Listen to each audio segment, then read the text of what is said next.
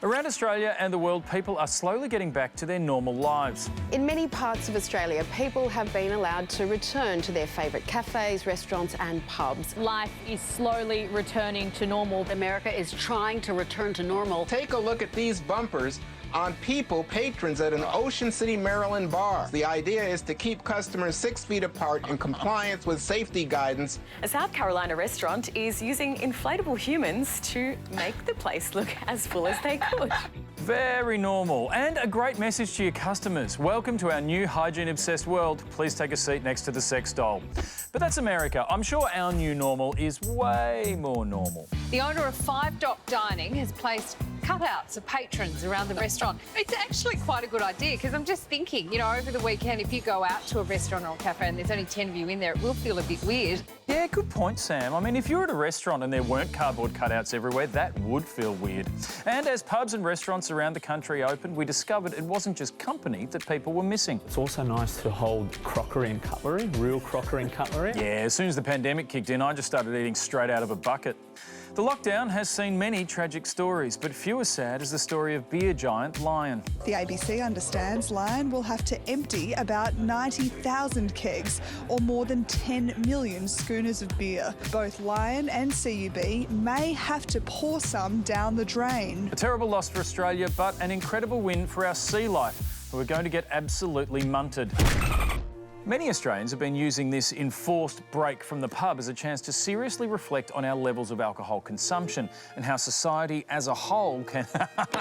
Just kidding. No, we would never do that. In fact, if you want to understand how important this event was to Australia, even the ABC interrupted a story on the search for a coronavirus vaccine. Access to a vaccine. For news on beer.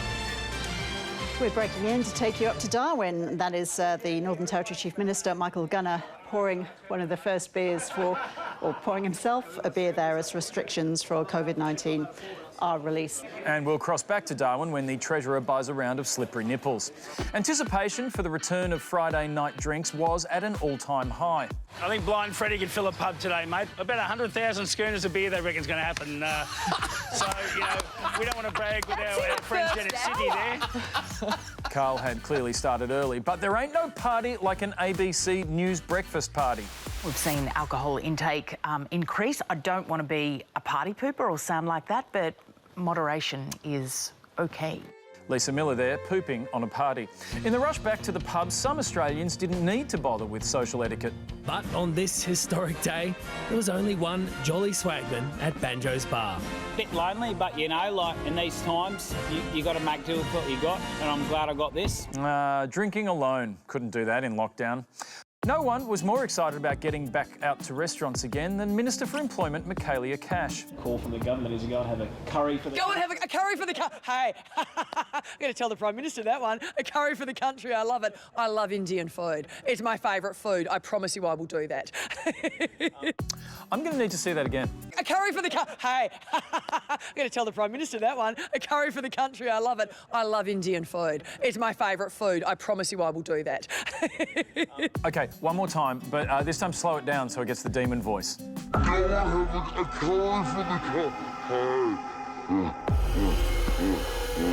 Perfect. Michaelia was right about one thing. She should tell the Prime Minister that. We looked into it and it turns out Scott Morrison does bloody love a curry. There's a rumour going around that I like cooking curries. I'm pleased to say it's true. It is true. He may not answer questions on sports rorts, but no one can deny his candour on curry. When the COVID crisis struck, he had a plan. Curry. You know, make them a curry and take it around if they need one. Staring down the barrel of an unwinnable election. Curry. The black cardamom's here, the black pepper, the turmeric.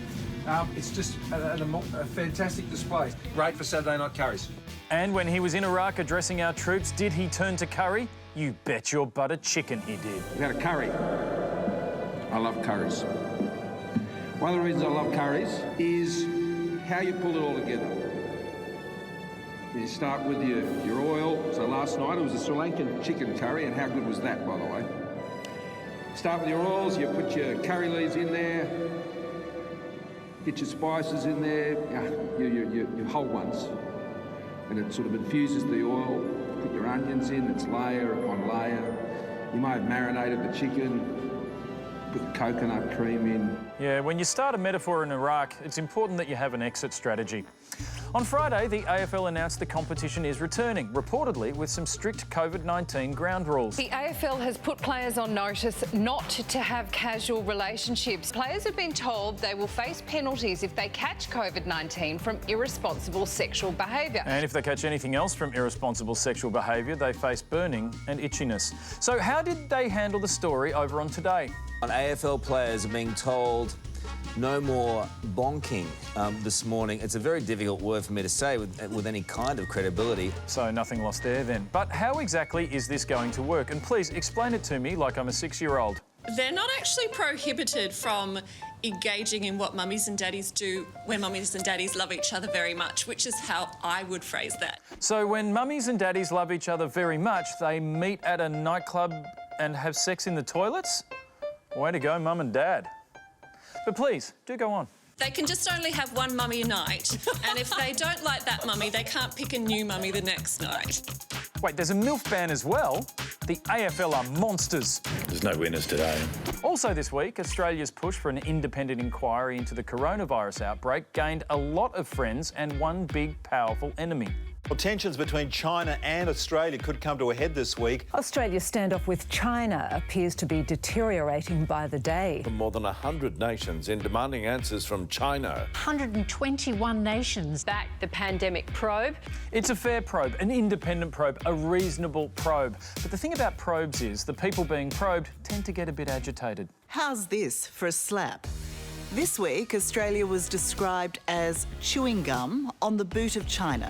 Beijing has suspended Australian meat imports worth hundreds of millions of dollars. So it seems China has a real beef with our beef, and it might cost the industry more than a few snags. It would seem China has a real beef with our beef, and it might cost the industry, well, more than a few snags.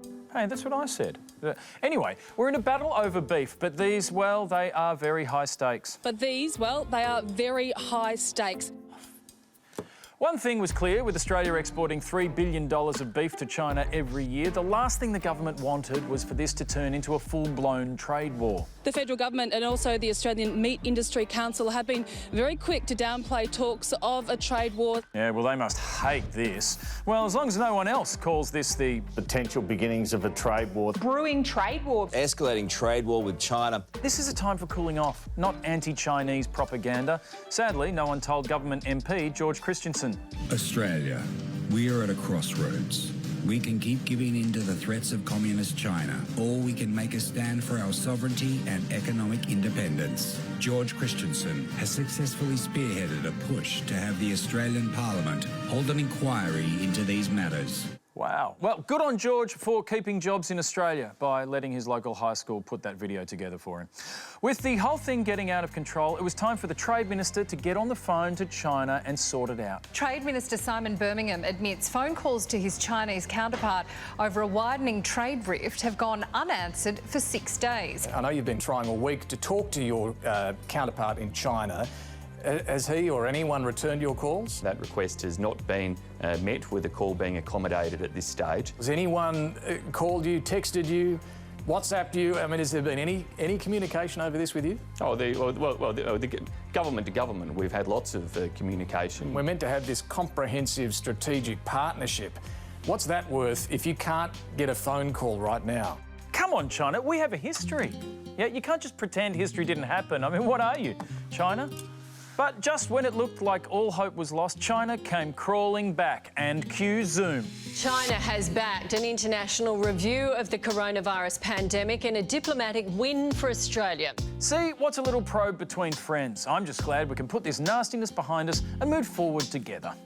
Well, the goodwill didn't last long, did it? Just hours after saying it would support an international probe into the origins of COVID-19, China slapped a brutal 80% import tariff on all Aussie barley. What, barley and beef? You know what? We don't need you, China. We can go it alone. And there could be an upside. I'm hearing people buying Wagyu for pretty good prices. Could we just consume our own beef for a while? Australia produces enough food to feed around 75 million people, close to 3 times our population. Every Australian just needs to triple their beef intake.